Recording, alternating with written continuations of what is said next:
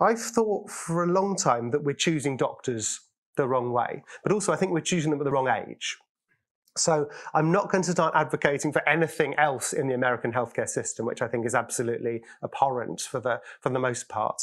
But their medical students are generally postgraduates. So, and there's a big difference between being a 16-year-old choosing your A-levels or higher and being someone who's 21 you've left home, you've maybe had a relationship of some sort, you've maybe had to earn some money for yourself. And I think at that point, you've got much more of a chance of, you've got sort of a wider angle on the world. And I think you're much more likely to know if medicine's the job for you at that point. At medical school, and then when you work as a doctor, you're not taught how to cope. You're taught how to break bad news to someone, but never once the impact that has on you as a person. And there's a bit in the book where I have to go back to my GCSE physics and say that every action has an equal and opposite reaction. It's never equal what comes back to you as a healthcare professional, but there's always some opposite reaction. And you're not taught how to cope, so you find your own ways. And I've got both of my ways on stage with me at the moment. I've got writing stuff down and relatively cheap white wine.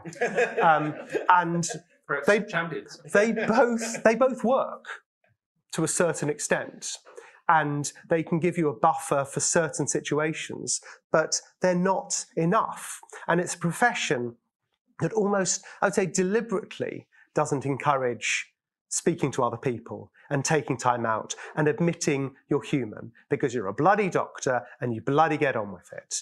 And you're almost encouraged to think of yourself as other or superhuman, but you're not.